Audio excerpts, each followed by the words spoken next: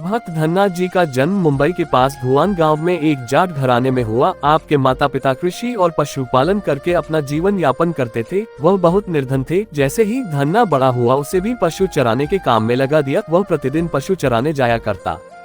गांव के बाहर ही कच्चे तालाब के किनारे एक ठाकुर द्वार था जिसमें बहुत सारी ठाकुरों की मूर्तियां रखी हुई थी। लोग प्रतिदिन वहां आकर माथा टेकते व भेंटा अर्पण करते। धन्ना पंडित को ठाकुरों की पूजा करते, स्नान करवाते व घंटियां खड़काते रोज देखता। अल्पबुद्धि का होने के कारण वह समझ न पाता। एक दिन उसके मन में आया कि देखते हैं कि क्या है। उसने एक दिन पंडित से पूछ ही लिया कि आप मूर्तियों के आगे बैठकर आप क्या करते हो। पंडित ने कहा, ठाकुर की सेवा करते हैं जिनसे कि मनोकामनाएं पूर्ण होती हैं। धन्ने ने कहा, ये ठाकुर मुझे भी दे दो। उससे छुटकारा पाने के लिए पंडित ने कपड़े में पत्थर लपेट कर दे दिया। घर जाकर धन्ने ने पत्थर को ठाकुर समझकर स्नान कराया और भोग लगाने के लिए कहने लगा। उसने ठाकुर के आगे बहुत मिन्नतें की। धन्ने ने कसम खाई कि यदि ठाकुर जी आप नहीं खाएंगे तो मैं भी भूखा ही रहूंगा। उसका ये प्रण देखकर प्रभु प्रकट हुए तथा रोटी खाई व लस्सी पी। इस प्रकार धन्ने ने अपने भोलेपन में पूजा करने और साफ मन से पत्थर में भी भगवान को पा लिया। जब धन्ने को लगन लगी उस समय उसके माता पिता बूढ़े हो चुके थे और अकेला नवयुवक था। उसे ख्याल आया कि ठाकुर को पूजा से खुश करके यदि सब कुछ हासिल किया जा सकता है तो उसे अवश्य ही ये करना होगा जिससे घर की गरीबी चली जाए तथा सुख आए। ऐसा सोचकर ही वह पंडित के पास गया। पंडित ने पहले ठाकुर देने से मना कर दिया कि वह ठाकुर की पूजा अकेले नहीं कर पाएगा। दूसरा, तुम अनपढ़ हो। तीसरा, ठाकुर जी मंदिर के बिना कहीं नहीं रहते और न ही प्रसन्न होते, इसलिए तुम जिद मत करो और खेतों की संभाल करो। ब्राह्मण का धर्म है पूजा पाठ करना, जाट का कार्य है अनाज पैदा करना।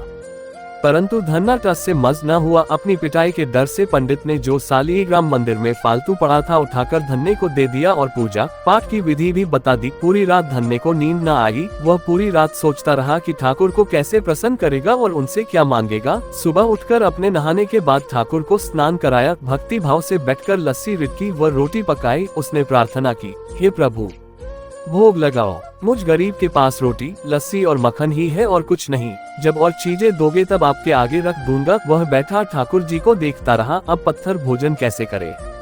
पंडित तो भोग का बहाना लगाकर सारी सामग्री घर ले जाता था, पर भले बालक को इस बात का कहाँ ज्ञान था। वह व्याकुल होकर कहने लगा कि क्या आप जाट का प्रसाद नहीं खाते? दादा तो इतनी देर नहीं लगाते थे। यदि आज आपने प्रसाद न खाया तो मैं मर जाऊंगा, लेकिन आपके बगैर नहीं खाऊंगा।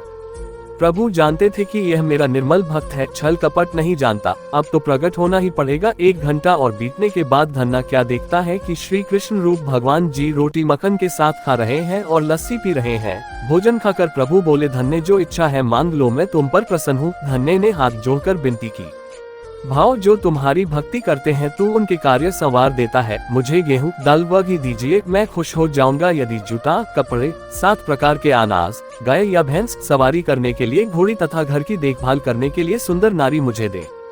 धन्ने के यह वचन सुनकर प्रभु हंस पड़े और बोले, ये सब वस्तुएं तुम्हें मिल जाएंगी। प्रभु बोले, अन्य कुछ? प्रभु, मैं जब भी आपको याद करूँ आप दर्शन दीजिए, यदि कोई जरूरत हुई तो बताऊंगा।